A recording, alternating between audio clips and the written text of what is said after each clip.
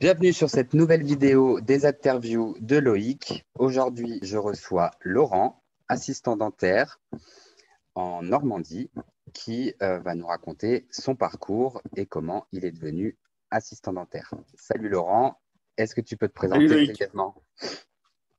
Brièvement, donc, Normand, comme tu le dis, hein, je suis à Caen. Le cabinet Bienvenue au dentaire est club. juste au sud de Caen. Eh oui, voilà, exactement ça. Fort et vert, comme dirait une marque locale. Voilà, je suis assistant dentaire, je suis à côté de Caen, au sud de Caen. Je travaille dans un cabinet où nous sommes deux assistants dentaires à temps plein pour une praticienne. D'accord, Voilà, ça c'est top. Ça c'est très bien. Et l'idéal. pas de secrétaire médical du coup.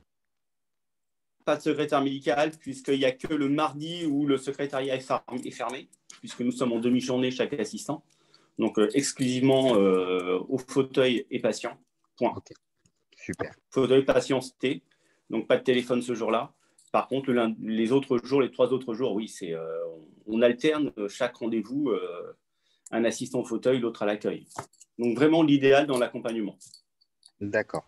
Et alors, du coup, la question que tout le monde doit être en train de se poser, c'est, donc du coup, en tant qu'homme, pourquoi te diriger vers le métier de l'assistanat dentaire? Un peu par hasard au départ, puisque je travaille avec la personne avec qui je vis. Ok, Un poste s'est libéré.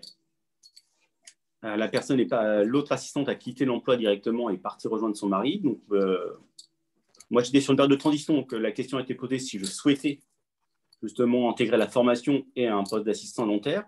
L'année d'avant, j'avais passé le concours d'infirmier jusqu'à l'oral.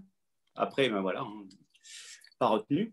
Donc, avoir un pied dans le médical, ça faisait plusieurs années que j'y pensais. C'était l'occasion. Donc là, c'est parti.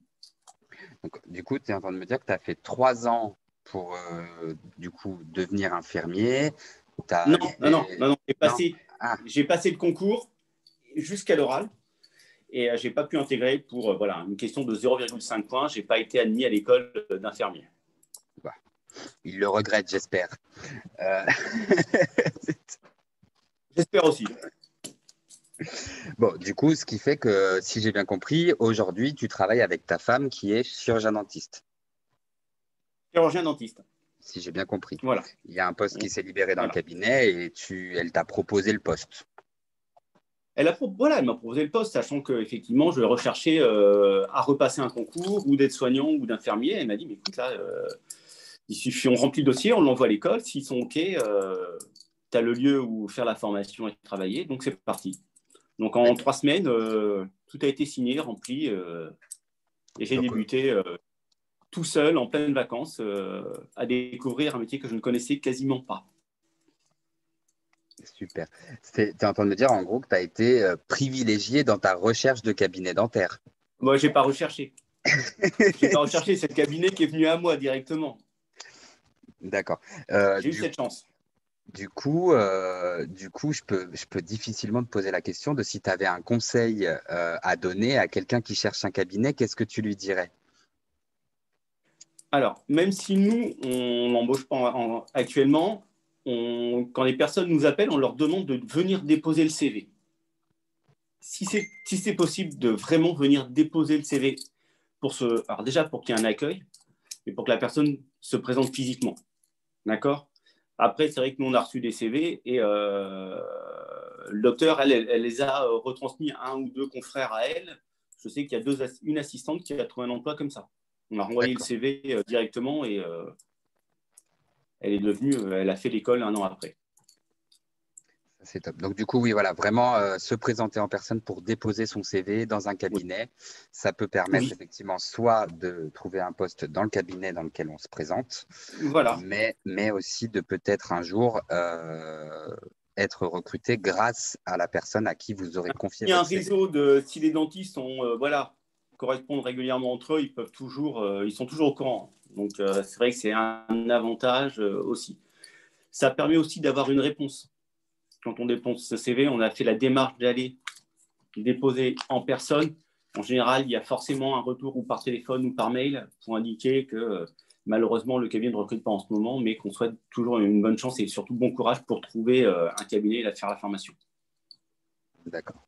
Est-ce que tu dirais que du coup, ton binôme est un binôme idéal? Travailler en couple, ça ne doit pas être forcément simple tous les jours.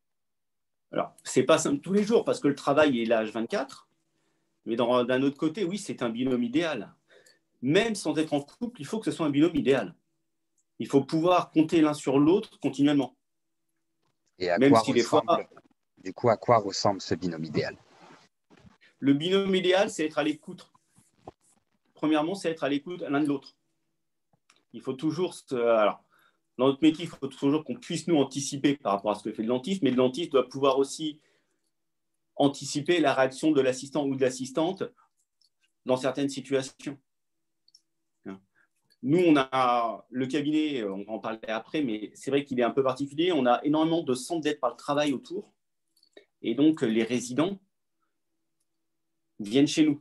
Donc, dans les deux sens, que ce soit ou le docteur ou l'assistant, moi ou ma collègue assistante, voilà, on est toujours très attentif au binôme, puisque dans ces cas-là, c'est plus que de l'attention qu'il faut. Il faut être hyper réactif, les réactions des patients n'étant pas toujours très logiques.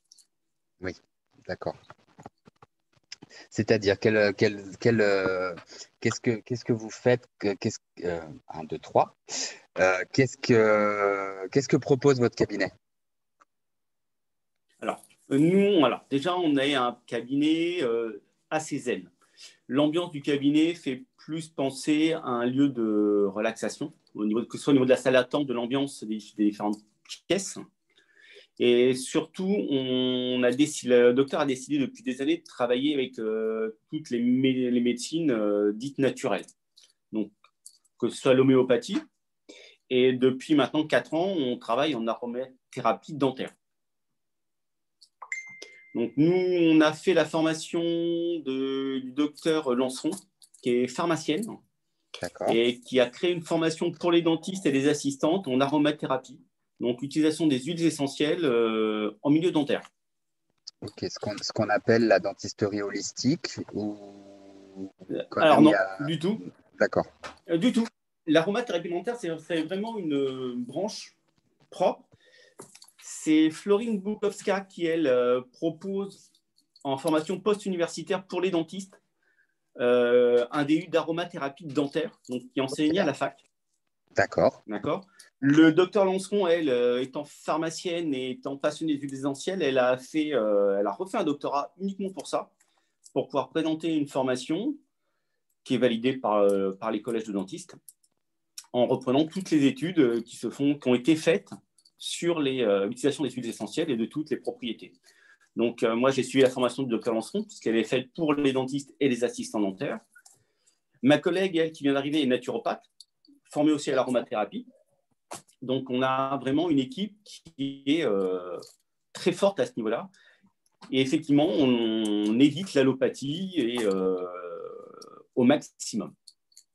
Sachant que il y a des cas, comme dans n'importe quel cabinet dentaire, où on ne peut absolument pas s'en passer. Tout à fait. Tout à fait. On n'est pas là pour dire que les médicaments, c'est mal. C'est utile. C'est très utile.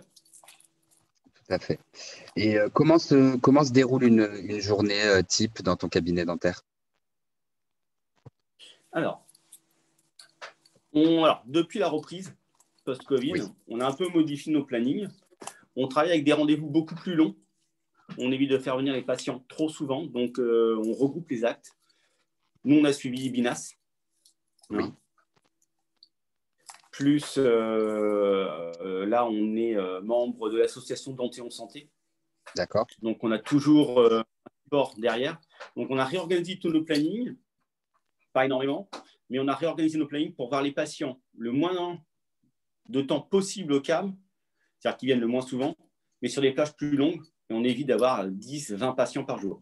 Donc aujourd'hui, on est sur 7 à 8 patients maximum par jour, sachant que moi, je m'occupe de la partie médico-légale du cabinet, des normes, etc., et que l'application des règles est stricte. Donc, moi, j'applique les protocoles comme ils sont édictés. On passe pas outre. Hein. Mais de toute manière, il faut, et on ne le rappellera jamais assez, continuer à l'heure où on tourne cette vidéo à garder ses distances, à toujours se laver les mains et à porter le masque et effectivement à suivre les recommandations du Conseil de l'Ordre. Oui. Je sais qu'après, voilà, il y a effectivement des organismes de formation qui ont créé des supports pouvant aider les praticiens et je sais que certains praticiens n'appliquent plus ou en tout cas ont un peu levé le pied sur le port des EPI. Bah, ils ont beaucoup levé le pied. Nous, on a les retours de ma collègue qui est encore à l'école.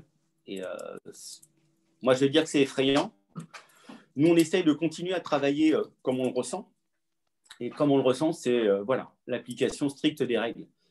Donc, c'est ce que je disais.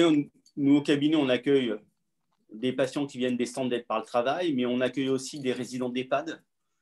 Et pour pas que ces patients-là soient mis en quatorzaine, on est obligé de démontrer et de prouver qu'on a les protocoles les plus stricts pour pas qu'ils aient cette quatorzaine. C'est déjà assez délicat pour eux en ce moment, donc éviter qu'ils se retrouvent encore plus seuls.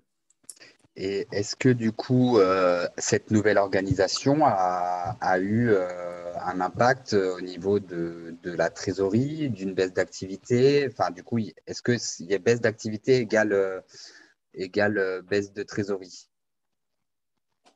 Tout est une question d'organisation. D'accord.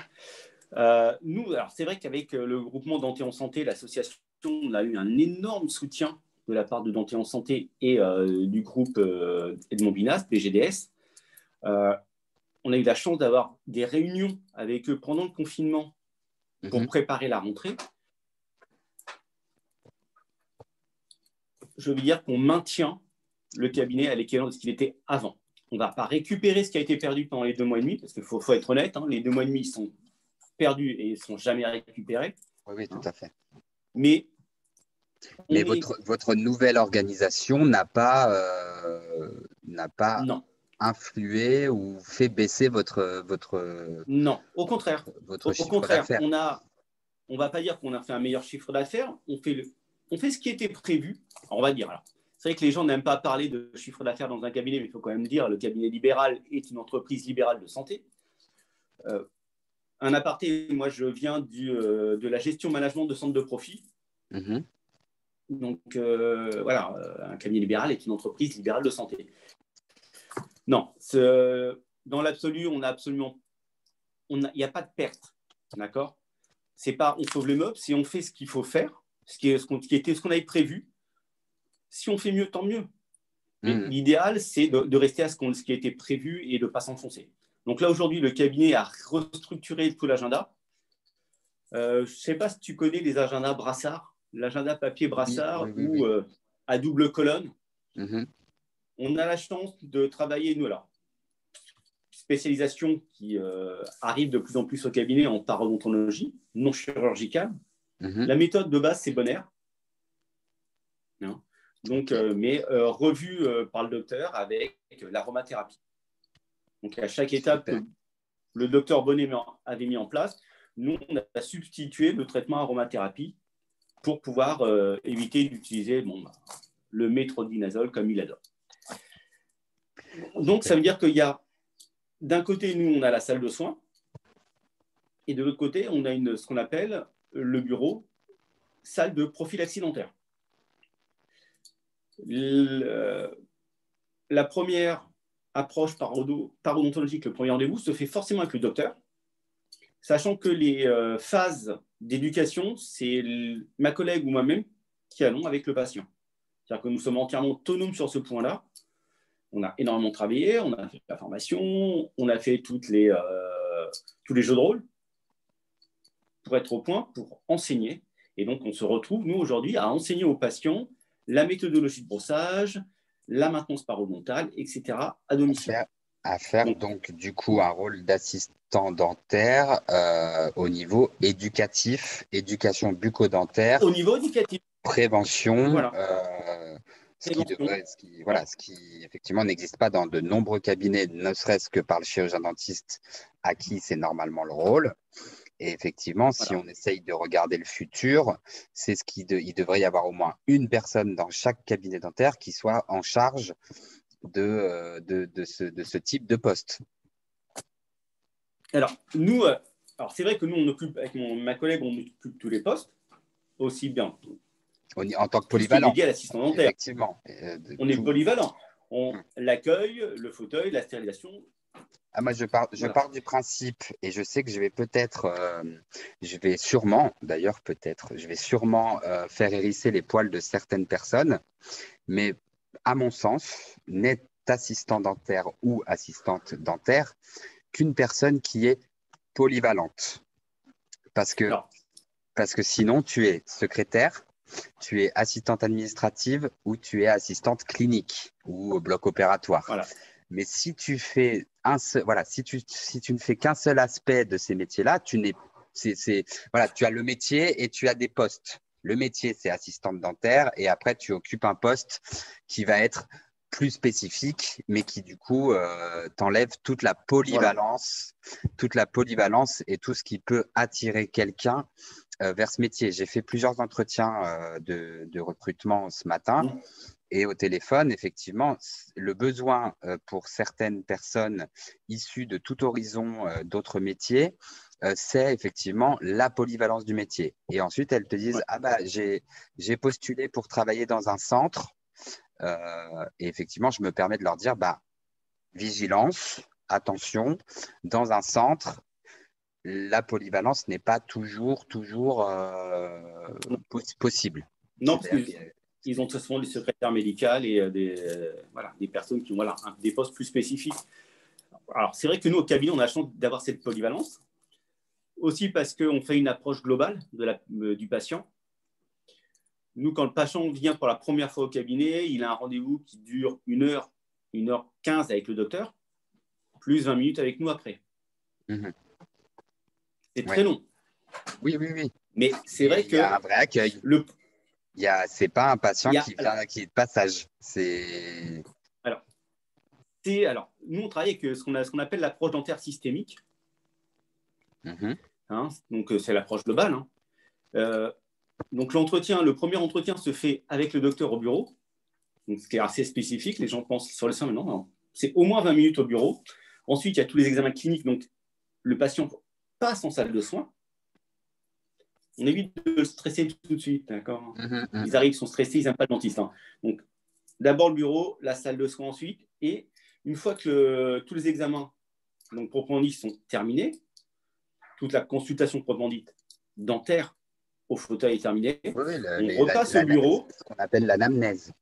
On fait Une d'abord. fois que l'anamnèse est finie, que les examens radiologiques sont faits et que le docteur commence à parler donc, du diagnostic, de ce qu'il y aurait à faire, de ce qui est urgent, etc., on repasse dans le bureau et là, uniquement, ou ma collègue ou ma assistante dentaire, on Mhm. fait on reparle du brossage des dents avec le patient. On lui demande surtout comment il a ressenti le rendez-vous. Très Parce que bien important. souvent, il y a beaucoup de patients qui sont très, très surpris d'avoir été autant écoutés et d'avoir autant parlé. Hein, parce que c'est important de savoir pourquoi ils viennent, qu'est-ce qui voilà. Et ensuite, voilà, on explique de nouveau comment fonctionne le cabinet, quelle est notre approche, sachant que quand on leur envoie le courrier de bienvenue avec les différents questionnaires médicaux, ils ont déjà la présentation du cabinet.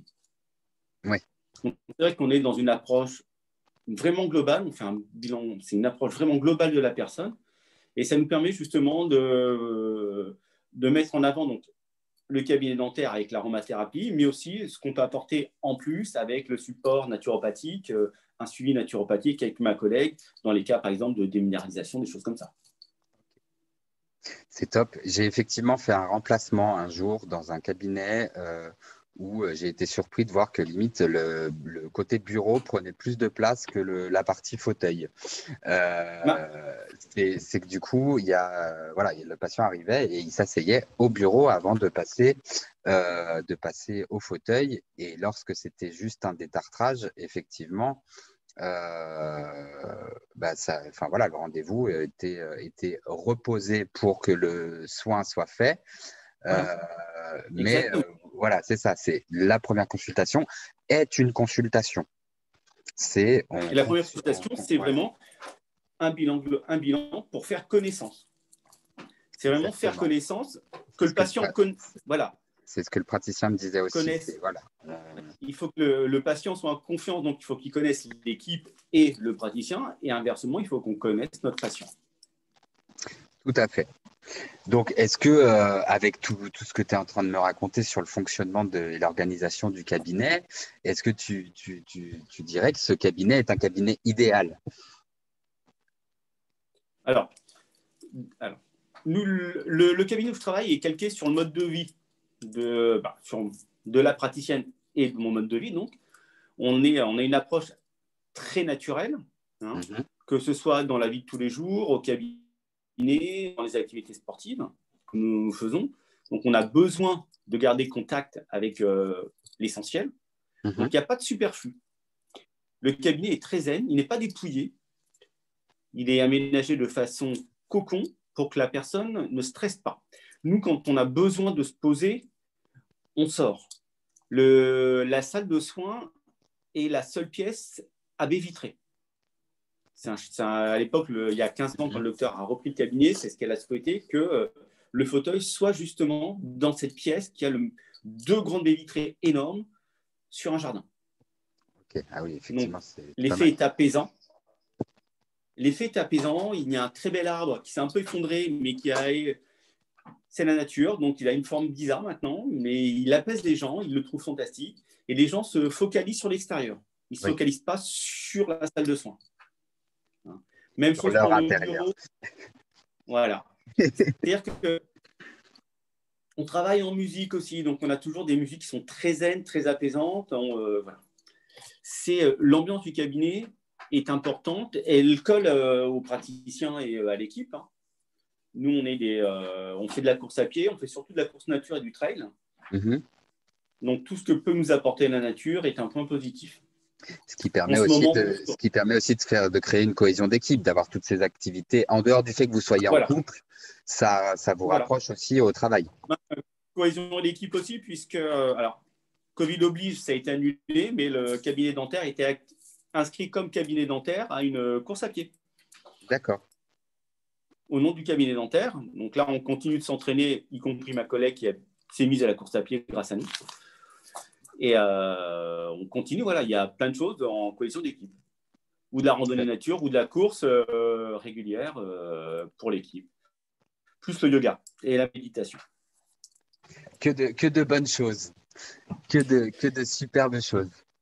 Que de bonnes choses qui sont nécessaires. C'est vrai que la période a été compliquée. La période est toujours compliquée pour tout le monde. Avoir des activités où on respire réellement, que les FFP2, c'est bien, mais à la fin de la journée, la migraine, elle est là quand même. La méditation, le yoga, la course en extérieur, oui. Moi, je le rappellerai jamais assez. Depuis que j'ai découvert la méditation, je réfléchis plus de la même manière. Je prends le temps, voilà, dès que je me sens un peu submergé ou quoi que ce soit, ça permet effectivement des fois de mettre pause et de se dire, voilà. Qui suis-je? Où suis-je? Voilà, c'est où suis-je? Qui suis-je? On se recentre et après ça permet. Et il y a des méditations guidées, ou des méditations qui peuvent être aussi faites, qui durent 2 minutes, 5 minutes, et parfois c'est suffisant pour pouvoir se 2 minutes. Deux minutes, c'est vraiment, ça permet de relâcher. Tout à fait. C'est vrai que c'est particulier, mais la méditation, chacun a son mode de méditation. Il y en a quoi là? Méditation guidée, moi, ma méditation tous les soirs, c'est mes 30 minutes enfermé tout seul dans ma cuisine. Je cuisine, je médite. C'est vraiment, mais il faut vraiment, voilà. Et si je ne cuisine pas, c'est 30 minutes vraiment de yoga et méditation. C'est top. Quel serait ton conseil du coup, si quelqu'un qui veut devenir assistant ou assistante dentaire, quelles seraient pour toi, quelles sont pour toi les qualités? Alors, me dis pas dynamique, souriante, motivée. Je vais bientôt faire une vidéo d'ailleurs sur ce sujet-là parce que du coup, c'est les 3 mots que je lis. Ça ne fonctionne pas. Ça ne fonctionne pas. Ça ne fonctionne pas. Ça, dans une lettre de motivation, c'est même pas la peine. La lettre, elle est partie tout de suite. Oui, mais malheureusement, et il y en a qui m'en ont fait la réflexion, c'est oui, mais c'est ce qui est demandé dans les offres d'emploi. Donc, autant je vais m'adresser effectivement à celles et ceux qui rédigent leur lettre de motivation. Ne mettez plus que vous l'êtes, parce que de toute manière, ce sera forcément des soft skills, des compétences innées personnelles qu'on vous demandera d'avoir, mais on le verra très rapidement en fait. Faudra pas, ça ne sert à rien que vous l'écriviez. Il y en a tellement d'autres. Il y en a tellement d'autres. Et effectivement, amis chirurgiens-dentistes, si vous nous regardez, euh, ça aussi, c'est pas des choses qu'on met dans une offre d'emploi, dans le sens où, pour moi, si dès l'instant où si vous faites de l'accueil téléphonique physique, que vous êtes dans le relationnel et que vous travaillez dans un cabinet dentaire, du dynamisme, c'est obligatoire qu'il en faut. Être motivé. Aujourd'hui, la C'est obligatoire. motivation, voilà, aujourd'hui, la motivation, elle est très difficilement possible à évaluer. Et je vous assure que des fois, je peux avoir des gens qui sont très motivés et qui, au final, plantent des rendez-vous ou ne se présentent pas au cabinet ou au final, peuvent très rapidement ne plus être motivés parce que, un peu, tu sais, comme un chat qui dort, puis d'un seul coup, hop, il voit un papillon, puis après, hop, il va dormir. C'est, Oui. et puis, la génération XY d'aujourd'hui n'a plus les mêmes motivations que pouvaient avoir ceux qui écrivent le mot motivation dans une offre d'emploi. La Voilà. motivation n'a plus le même sens. Déjà alors je vais dire ma génération, parce que je suis presque cinquantenaire. Hein. Ah Donc, oui, voilà. Et la génération, on va dire, allez, on va prendre une génération complète la après mienne, moi. quoi, Donc, du coup. voilà, les trentenaires. C'est vrai que c'est compliqué de trouver des personnes, voilà, on va dire, entre guillemets, motivées. Bah, Pour le métier d'assistant dentaire, selon la signification que tu en as ou que j'en ai, déjà, elle voilà, est différente. Et voilà. elle est encore différente pour la génération qui arrive après. Donc, oui, forcément, même si toi, tu écris motivé Voilà. sur quelque chose, même si tu écris motivé sur une offre d'emploi, même si tu as des personnes qui vont te dire je suis motivé, tu trouveras peut-être qu'en fait, elles ne le sont pas suffisamment ou Suffisamment. pas vers la même chose. Je suis bien d'accord. Alors aujourd'hui, c'est vrai, une assistante ou un assistant, car quelqu'un qui veut se former au métier, il faut qu'il y ait un sens aigu de la relation humaine. Relation humaine, première relation, c'est son praticien ou sa praticienne.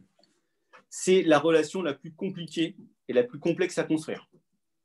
Le lien de confiance se bâtit avec le temps et ce n'est pas en 2 jours qu'on va le bâtir. Par contre, en 2 jours, on peut déjà poser des bases d'une relation. Le respect mutuel. Si ça n'a pas dans un sens ou dans un autre, il faut le dire immédiatement. D'accord ? Pas laisser des situations s'envenimer. Non. Ensuite, relation humaine avec les patients. Aujourd'hui, alors ça, c'est des retours que j'ai par plusieurs assistantes. C'est la déshumanisation de l'accueil des personnes des patients au sein du cabinet dentaire. On l'entend, on a des patients qui viennent parce qu'ils étaient, voilà, ça allait. D'un seul coup, l'assistante et le dentiste ont changé, ou le dentiste a changé, et voilà, c'est fini. Il n'y a plus de lien. Et ce n'est pas le fait de ne pas avoir essayé, c'est des patients qui sont quand même restés 1 ou 2 ans après le changement et qui voilà, voilà. Donc, beaucoup d'humanité et surtout énormément de relationnel. Il faut parler. Avoir Il faut beaucoup parler. Il faut sens de échanger. la communication. Il faut Ouais. vraiment communiquer. Hein. Je vais dire un truc idiot, mais le petit brief du matin autour du café avant de prendre sa journée pour faire l'établissement de qui intervient en fauteuil en premier, qui va se lancer la ST ou qui prend les appels téléphoniques qui sont sur le répondeur. Rien que Ça prend ça 5 s'appelle de la minutes. communication. Mm. Ça prend 5 minutes autour du café du matin. C'est super top. Hein. Franchement, ça va super vite et ça permet de savoir comment on va les uns les autres. Hein, oui, hein, des fois, on peut vous dire, c'est là où la collègue craque, par exemple, parce qu'elle n'est pas bien du tout, elle est fatiguée, elle est épuisée. Ça arrive à tout le monde, mais ça permet par exemple, de la préserver et de dire, écoute, aujourd'hui, tu vas plus faire du fauteuil stérilisation. Moi, je ferai plus l'accueil, des choses comme ça, téléphone, Si t'as pas... Et j'accueillerai les patients qui reviennent pour les explications de plan de traitement. Voilà, c'est des choses basiques, mais humainement parlant, on est dans la relation de la communication et l'échange. Même chose le soir, être capable de dire ce qui n'a pas été sur la journée. Et ce qui a été. C'est deux. Ou ce qui a, et voilà, ce qui n'a. Ouais, c'est toujours ce qui n'a pas été. Nous, chez nous, en ce moment, c'est plutôt oh la vache, c'est top, on est à l'heure. Hein. Ouf. Même avec l'urgence qu'on a pris en plus, on est à l'heure. Ça, c'est rare, mais ça arrive de plus en plus souvent. Et c'est vrai que l'organisation fait que. Voilà. Aujourd'hui, l'organisation, la communication permet d'avoir des fins de journée où on a un débrief qui est complet. Ouais, ça va, on a bien rigolé. On a revu des patients qu'on adore. Ouais, ça fait. Voilà, c'est des petites lumières, c'est du soleil dans la journée. Et en reparler en fin de journée, ça fait toujours du bien. Mais instaurer ces petits moments le matin et le soir, c'est impératif, je pense, au niveau d'une équipe. La particularité, nous, c'est qu'on travaille sur 4 jours et on travaille sur journée dite continue. Et on travaille sur journée dite continue. Il n'y a pas de pause déjeuner? Alors, les 30 minutes légales rémunérées. Voilà. C'est même 20. Le repas. C'est même 20 si tu veux. Oui. Alors, c'est marqué 30 minutes, mais en général, c'est entre 15 et 20. Il faut être honnête quand même. On va pas se mentir là. Voilà. Mais nous, notre pause repas est rémunéré. Donc, ça permet aussi d'échanger sur les appels qu'il y a eu, sur Madame Intel au fauteuil, ça a été cette fois-ci. On essaye au maximum et le matin de faire le brief, parce qu'on a des patients. Briefing, débriefing. Même des années nous, ça s'arrange avec le temps, mais les hyper stressés du dentiste, les phobiques du dentiste au fauteuil, tout le monde les connaît. C'est pas avec eux forcément que. Voilà, on sait que ça peut très bien se passer comme. Donc, la sophrologie aidant énormément et des exercices de respiration, on essaie quand même de mettre en condition de patient avant que le docteur arrive. Alors justement, c'est un aspect… On a aussi des huiles essentielles sur les poignets. Oui. Donc oui, alors là, j'ai bien senti que toi, en tant qu'assistant dentaire, tu as été, de par le fait que ce soit ta femme, peut-être très impliquée dans ton rôle au sein du cabinet dentaire, que vous êtes tous les deux Très impliqués. tous les deux intéressés par tout ce qui est zen, aromathérapie et que vous avez un peu suivi des tas de formations. Tu es à combien de formations depuis que tu es assistant dentaire? Alors, depuis que je suis assistant dentaire, donc on a fait formation, gestion, management du cabinet, donc avec la BINAS Dental Global School, BGDS. Donc voilà, on a fait ça. On a fait l'aromathérapie dentaire en 1, 2, 3 séminaires avec le docteur Elisabeth Lanceron, la pharmacienne. Et on a fait la parodontologie du méthode Bonner, non chirurgicale. En parallèle, on pioche énormément dans la formation du docteur Catherine Rossi, même si elle est un petit peu… c'est assez spécial. Mais il y a énormément d'utilisation d'huile essentielle aussi chez elle. Donc, dans sa formation, grand public pour le dentaire, on a pioché dedans, donc tout ce qui est l'approche globale. Et le docteur, tout ce qui est approche, donc huile essentielle, tout ça. Donc, on a aussi pioché chez Nature Biodental pour avoir emmagasiné toutes les connaissances et pouvoir restituer sa propre méthode de soins. Parce que le but, quand même, c'est d'emmagasiner le maximum d'acquis, de les digérer surtout, et de pouvoir restituer une méthodologie propre, quelle que soit la pathologie.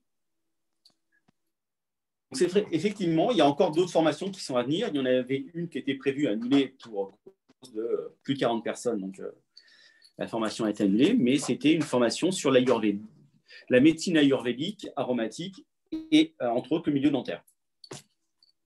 Donc, comme quoi, pour faire taire quelques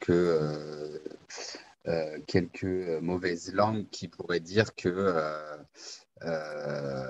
l'assistanat dentaire n'est qu'un métier de subordonné et la personne qui décroche le téléphone, j'imagine que si je te dis ça à toi, tu te sens un peu insulté. Alors, je ne vais pas dire que je me sens, puisque c'est le constat qu'on a fait au moment de la crise du Covid. D'accord. Je ne suis pas allé travailler. Je suis pourtant personnel de santé, j'ai un numéro d'ADELI. Quand la question a été posée au Conseil de l'Ordre, on nous a dit que les secrétaires n'allaient pas travailler. Donc, ça m'a fait énormément rire.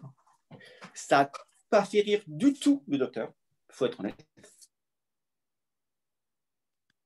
Que l'investissement pour que le métier d'assistant dentaire, c'est vrai qu'assistant dentaire, comme dit une infirmière que je connais, elle me dit, tu es assistant dentaire, d'accord, donc tu es secrétaire de direction, tu es gestionnaire de commande, tu es agent de stérilisation et aide opératoire. Elle me dit, je ne connais aucune profession qui sache tout faire, à part assistant dentaire. C'est bien résumé. C'est un très assistant bien. dentaire, c'est l'assistant de direction, c'est l'agent de stérilisation, c'est la secrétaire médicale et c'est l'aide opératoire. On peut aussi lui donner un autre rôle, c'est la personne qui est en charge de l'éducation. De la prophylaxie dentaire auprès des patients, auprès de leurs enfants. La chance qu'on a au cabinet, c'est d'avoir un bureau salle de prophylaxie qui soit entièrement dédié à ça. Donc, du fait qu'on fait de la paro et effectivement, la paro non-chir, il y a énormément de maintenance à faire et donc il y a énormément de gestes que le patient doit acquérir. Mais on a cette chance, effectivement, ma collègue et moi, d'avoir un praticien qui se forme et qui nous emmène aussi aux formations. C'est génial, c'est génial. Effectivement, moi, selon ma vision, en tout cas du rôle que devrait avoir un praticien avec son ou ses assistants, me font dire que tu es aujourd'hui dans un cabinet qu'on pourrait appeler un cabinet idéal et que tu as une considération de ton rôle qui est respectée. Alors, c'est vrai qu'au cabinet, on a des rôles qui sont très, très définis pour certaines tâches. Donc, moi, je m'occupe de tous les fournisseurs. Je suis très mauvais avec ça parce que au lieu d'avoir un très gros fournisseur seul et unique, j'en ai plein de petits. Mais ça, c'est une question d'économie. Se rendre compte qu'un produit chez ton gros fournisseur, je ne vais pas les citer, il y en a un qui commence par G, l'autre par P. On a fait déjà suffisamment de pubs. On va a suffisamment de pubs. Avec des produits qui, même à moins de 30%, tu te rends compte que si tu l'achètes directement chez le fabricant, bien sûr, il est déjà beaucoup moins cher. Réduit les. Donc, voilà. Voilà. On réduit les intermédiaires et puis c'est vrai que nous. Merci, cherchez le mot. Et c'est vrai que nous, on a aussi une démarche de produits qui soient entièrement biocompatibles. Donc la recherche des produits, c'est faut trouver des produits alors déjà normés. Donc tous les produits de désinfection sont aux normes, mais ils sont tous à base d'huile essentielle. Ok. C'est un fabricant belge. Voilà, non seulement ça protège aussi la planète, un petit peu, c'est ça, si j'ai bien compris. Ça va encore plus loin que ça, parce que tous les produits qu'on utilise, à part les 2-3 produits essentiels pour le fauteuil, donc ça, on ne va pas sortir du cadre de la garantie du fauteuil et de ces produits-là. D'accord, même notre fournisseur de produits d'entretien pour le reste comme nous dit, ça peut le faire. Mais voilà. Donc, il y a 2 produits qui ne sont pas qui sont très dangereux pour la nature, mais ils sont obligatoires. Oui. Les autres, pour la garantie du fauteuil, ça vaut quand même une fortune. C'est tout neuf de l'année dernière, le cabinet, donc on va éviter de le casser. Voilà. Et donc, tous les autres produits, on est parti sur une gamme où on a rencontré à l'ADF une gamme qui est entièrement biocompatible. C'est-à-dire que même sur Manu, ça ne te ronge pas la peau, quoi. S'il y a une projection, c'est juste rincer à l'eau. C'est pas appeler son antipoison immédiatement, aller voir l'ophtalmo. D'accord. Tous les produits qu'on a pour les désinfections des mains, se laver les mains ou le gel, c'est des gels à base d'huile essentielle, ce qui évite entre autres d'avoir en ce moment les mains qui se crevassent, Normandie, tu connais, c'est un peu humide et là, le temps commence à être top. Et puis, nous, voilà, on a choisi des fournisseurs, y compris pour les composites, les systèmes de collage, que les produits sont 100% biocompatibles. Donc, pas de bisphénol, etc. Tout ce qui est nocif pour l'organisme. Et même chose, pour les couronnes, on essaye de faire du sans métal, sauf que le reste à charge nous prône le contraire. Mais voilà. Je pense qu'on pourrait encore parler des heures et des heures, Laurent. Ouais. C'est très intéressant. Tu as un cabinet, effectivement, où j'ai presque envie d'être ton collègue. J'espère que pour les personnes qui ont regardé cette vidéo et qui ont tenu jusque-là, que ça vous a intéressé et que vous vous rendez compte que, en gros, le métier d'assistant dentaire peut être très varié. Effectivement, comme l'a dit Laurent, le métier, effectivement, il y a de l'assistanat de direction. Je repense à l'INSEE avec qui j'ai fait une autre interview que vous pouvez retrouver sur la chaîne. Il y avait aussi au niveau management l'interview de Lucie qui elle aussi est en charge de la gestion et du management de son cabinet.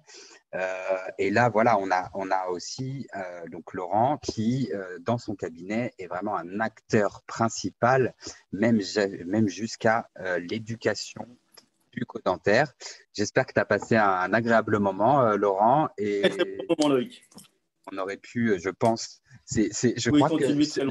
je crois que c'est l'interview la plus longue qu'on a faite. Et pour faire un point un peu sexiste, avec les filles, ça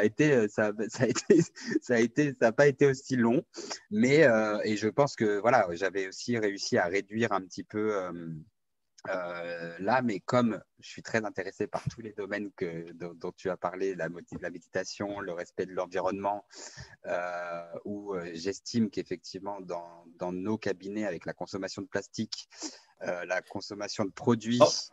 On en reparlera une autre fois, mais au sein de l'association Dentition Santé, je suis en charge de la commission éco-responsable. Génial. Alors oui, on va en reparler. Alors on pourra en reparler plus tard dans une autre interview sur l'éco-responsabilité au milieu du cabinet dentaire. Eh ben, avec plaisir. Avec plaisir. On va arrêter là. N'hésitez pas du coup à cliquer sur les liens en dessous de la vidéo si jamais vous souhaitez devenir assistante dentaire. On mettra sûrement peut-être des liens avec les noms des docteurs que tu as cités pour les séminaires, les DU, etc. si d'autres personnes étaient intéressées. Du coup, alors c'est le côté un peu youtubeur que j'ai du mal à encore mettre en place, mais voilà, le petit pouce, n'hésitez pas à partager la vidéo et n'hésitez pas à vous abonner si ce n'est pas encore fait et à cliquer sur la cloche pour ne louper aucune vidéo. Je vous dis à très vite. Merci beaucoup Laurent encore une fois. Et merci à toi. À très bientôt. Au revoir.